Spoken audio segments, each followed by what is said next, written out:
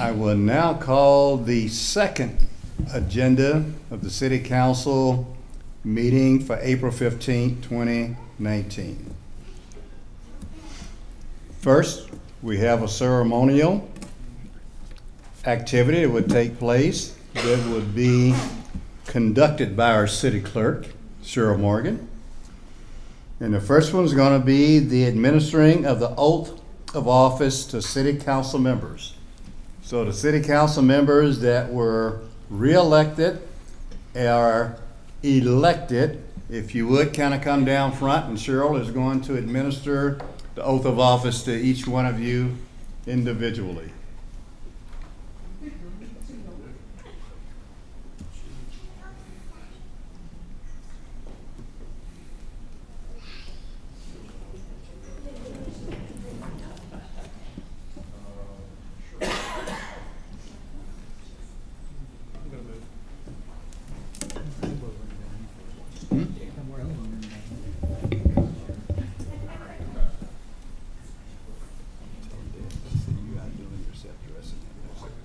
Councilman-elect. Please raise your right hand and repeat after me. I, Galen Erickson. I, Galen Erickson. Do solemnly swear and affirm. Do solemnly swear and affirm that I possess the qualifications prescribed by law for the office of council member. For the office of council member For District 1. for District 1. I support the constitutions of the United States. I support the constitutions of the United States And the state of Missouri. and the state of Missouri. The provisions of the City of Blue Springs Home Rule Charter. The provisions of the City of Blue Springs Home Rule Charter And state statutes. and the ordinances of the City of Blue Springs. And the ordinances of the City of Blue Springs. I shall faithfully conduct myself in office. And respect the confidences and information which come in my possession. And respect the confidences and information which come into my possession. Congratulations.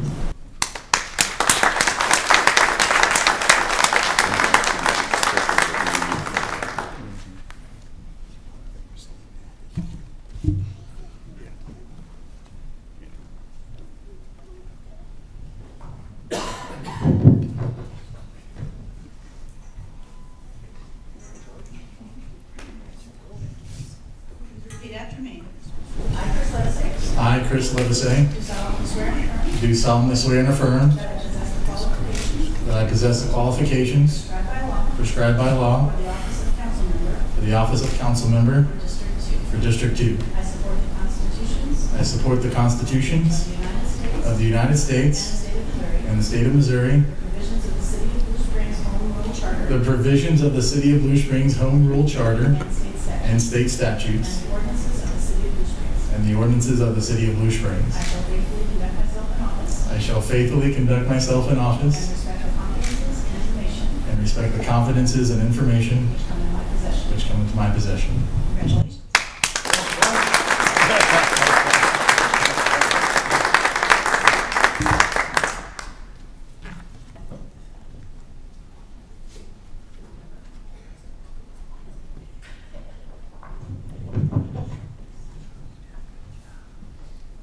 Please repeat after me. I, Susan Culpepper, I, Susan Culpepper, do solemnly swear and affirm do solemnly swear and affirm that I possess the qualifications that I possess the qualifications prescribed by law prescribed by law for the office of council member for the office of council member for District 3. for District 3. I support the constitutions I support the of constitutions the United States of the United States and the state of Missouri. and the state of Missouri, The provisions of the City of Blue Springs Home Rule Charter the provisions of the City of Blue Springs Home Rule Charter and state statutes. and state And statutes the ordinances of the City of Blue Springs. and the ordinances of the City of Blue I Springs. shall faithfully conduct myself in office I shall faithfully conduct myself in office and respect the confidences and information and respect the confidences and information which come into my possession. which come into my possession.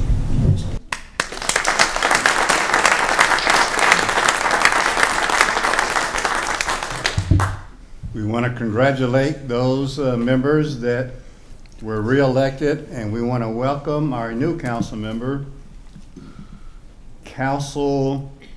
member Galen Erickson. You know, the Charter Commission and the voter approved a number of changes.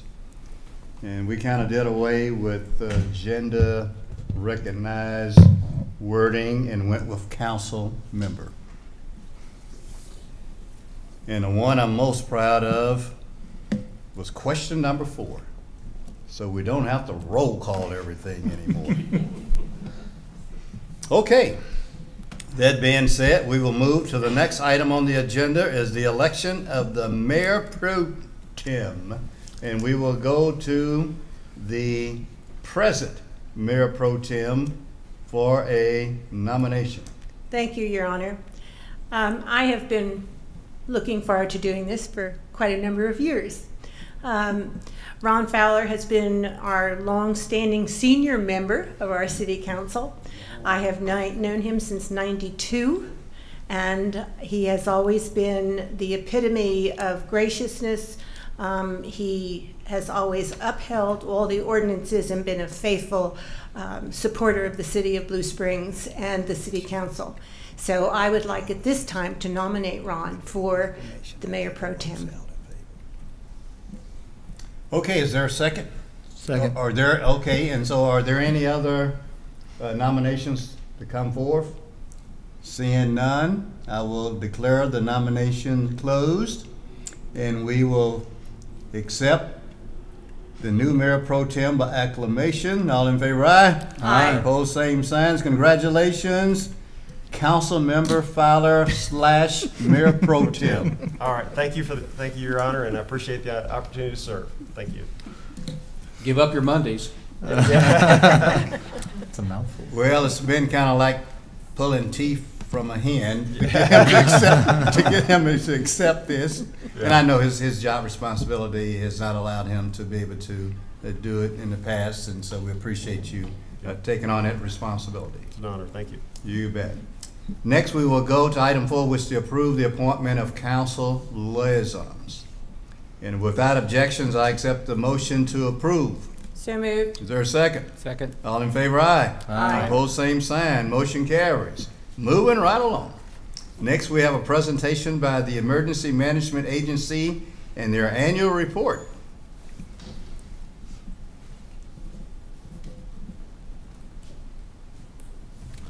Good evening, Mayor and members of the City Council.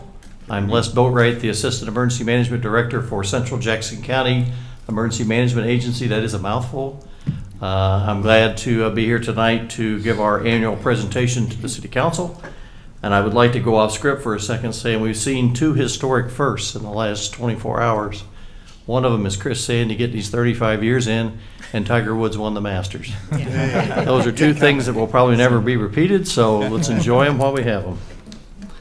And I'll pay for that with Chris later. You have before you kind of a quick summary of what's going on in last year and what's coming up this year. And I just kind of like to review that very quickly with you. I think everybody should have a copy. The Local Emergency Operations Plan, or the LEOP, was signed and work continues to keep it current. It's one of those documents that never dies, never ends. It's always continually being updated, which is a good thing. My Community Connection newsletter and still continues to go out, and the subscription grows to that. Coucil, which is our free automated weather notification system. People keep signing up for that, which is a great thing. All they have to do is type in 888-777 into their cell phone, put in their zip code, and they'll automatically be signed up for that, or they can go to the Coucil website to do the same thing. The EMPG, Emergency Management Performance Grant, was approved for 2018, and that was about a $33,000 grant that was handled through the state for part of my salary, part of my benefits that the state provides. Exercises and training continue to grow and evolve, and last year I was assigned or appointed to the MARC Region A Exercise Development Team, and those exercises are important for the people getting the EMPG grant to stay current. There's also some training that went on ICS 300 and 400, which are important for law enforcement, any first responders, anybody that takes FEMA grant money has to be NIMS compliant, and those classes are part of that. The regional EMPG exercises were met, that requirement was met for Region A. And then St. Mary's had a healthcare tabletop that I facilitated for them. They had about 70 members. It was an active shooter exercise. Our community emergency response team efforts continue. We did 2 classes last year. We tried to do one in the spring, one in the fall. We have one currently going on out at our training center. We had about 30 people attend those classes, some from Blue Springs, some from Lake Tapawingo, and some from Green Valley. So it's kind of nice to get a mix there of people. Debris management plan that I had been working on was sent to the state for review. And where it's important there is once they bless it, they send it to the federal government. If the federal government accepts it, then if we ever have to enact that, the percentage reimbursement's a little bit higher because we have a federally approved plan.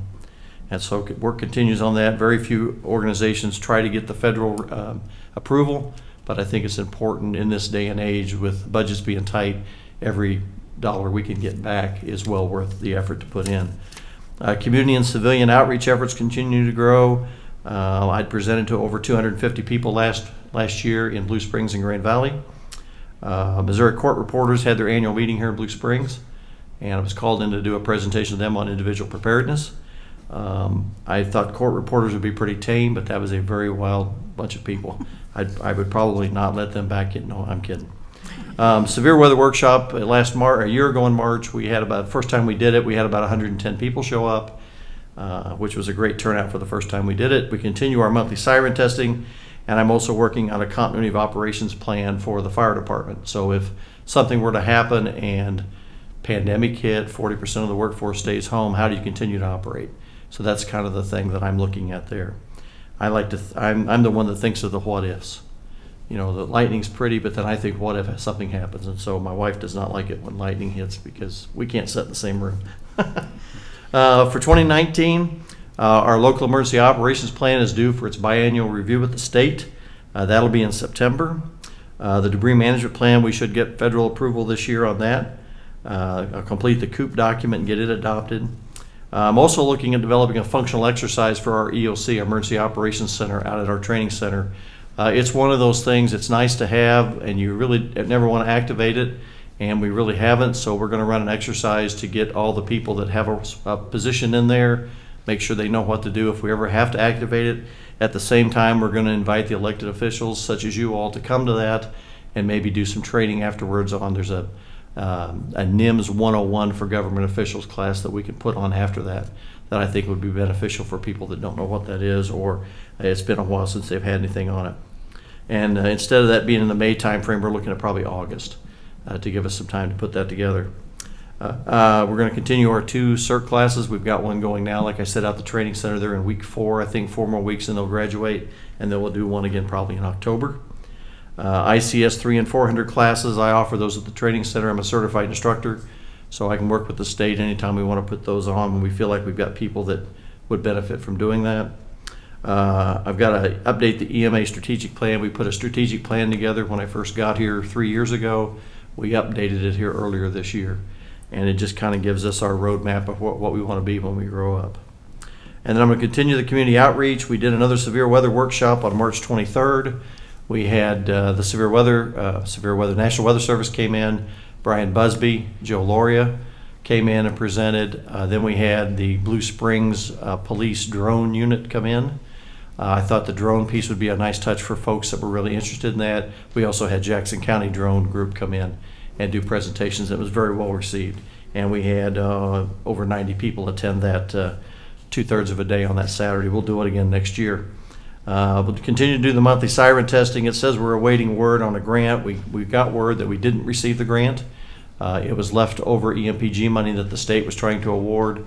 Once we filled out all the paperwork, and trust me, there was a lot of it, the state decided they were only going to fund new sirens instead of, we were going to get ours upgraded to 2-way communication so that we could set at a computer and test them without having to have somebody out there to listen to them.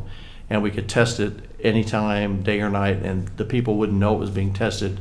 We'd get a signal back. So we're going to still pursue that, and anytime grants come up, we're going to put a request in for it. But that's about $30,000 to get that done. And then the last thing on here is I've got an intern working with me through University of Central Missouri and their Crisis and Disaster Management Program. One of their requirements is an internship. And so I've got a gentleman with me that lives in Green Valley that's pursuing a degree, a dual degree in Crisis and Disaster Management and Law Enforcement. And so he's been working with me this semester trying to get his hours in. They have to get 150 hours in. So he's been following me around, and I think he has to lay down every once in a while because he just can't believe there's a lot to do. So that's really it for my update. I'm open to any questions, comments, except from Chris. Any questions from Mr. Boatwright? I guess you did a great job. Chris didn't have any question. Well, council member. Oh, you mean that Chris? We got too many That Chris. Chris. We got that Chris. Okay. That Chris. Okay. Yeah. All right. Well, thank you for Thank you very your much. Thanks for your update support. and your presentation, that report. All right. Your Thank Honor, you. I would just like to say, I think this is really important for our community. We need to know where we're supposed to be, what we're supposed to do when disaster strikes, and a lot of communities are not fortunate enough to have a program like this. So hats off. I think it's wonderful. Thank you. Well, I appreciate it. My wife appreciates me being off the streets too, so thank you very much. Well, you know, last year you gave us that phone number to type in, and I didn't get it done, but I did it tonight. 888-7777. And put it in my- 888-777. Right. Yep. 888-7777. Yep. Mhm. And then put your zip code in. My And zip code in. I did that. very good. So I'm good Glad to to go, have you. right? Welcome to the family. Right. Gotcha. All right. Thank Thanks, you very Les. much. Appreciate it. Next, we have introduction to Reading of Bill 4654, and these are code amendments relating to boards, commissions, and committees. I want to personally thank Jackie, our city attorney, Debbie, and Cheryl for their hard work in getting this put together. So thank you, ladies. So now we'll have the introduction. Who wants to introduce it? I'll introduce it, Your Honor. All right. Oops, sorry.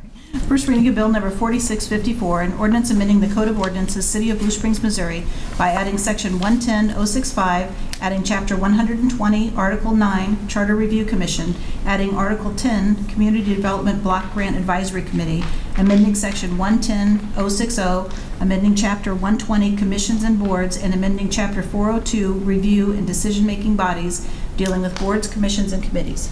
Move the bill be approved on its first reading and proceed with the second. Is there a second? Second. Discussion? All in favor, aye. Aye. Opposed, same side. Second reading of bill number 4654, an ordinance amending the Code of Ordinances, City of Blue Springs, Missouri, by adding section 110.065, adding chapter 120, article 9, Charter Review Commission, adding article 10, Community Development Block Grant Advisory Committee, adding section 110.060, amending chapter 120, commissions and boards, and amending chapter 402, Review and Decision-Making Bodies, dealing with boards, commissions, and committees. Move the bill be approved on the second and final reading and give the appropriate ordinance number. Is there a second? Second. Discussion? Roll call. Councilmember Kaler? Aye. Labase? Aye. Fowler? Aye. Erickson? Aye. Edmondson? Aye. Culpepper? Aye. Mayor Ross? Aye. Carried unanimously, given ordinance number 4813. That brings us down to mayoral announcements. Before we go to the second Abraham Lincoln quote, we will have on Thursday evening, we will have the start of the 32nd Citizens Police Academy program. It's been very successful. I don't know how many people we have on the waiting list. But kind of hint to our new council member is one of my requirements is all council members go through the Citizens Police Academy. And depending on your availability, I'm sure Chief Muntz can make that happen at your earliest convenience. Okay. You'll enjoy it. Yeah. It's a great program, and it just gives you an idea of what our police department, what they do, and it's very beneficial. Secondly, is I was asked by State Representative Jeff Coleman to nominate a couple of people for the Lieutenant Governor's Senior Service Award, and that's an award I got a few years ago with Lieutenant Governor Peter Kinder was Lieutenant Governor. And so we nominated two people, and both of them were selected. Thinks it says a lot about our volunteers in the city of Blue Springs. Those two people that I nominated who were selected and will be going to Jefferson City on May 6th for a dinner and their award is Eleanor Frazier and Doc Golden. Two very deserving people. And so we want to congratulate both of them and the wisdom of the Lieutenant Governor to select them. Okay, now we're going to move on to the second quote by Abraham Lincoln. And I quote, "Don't worry when you're not recognized, but strive to be worthy of recognition." And that kind of goes hand in quote. That kind of goes hand in hand of the people that we nominated that are being recognized by the Lieutenant Governor.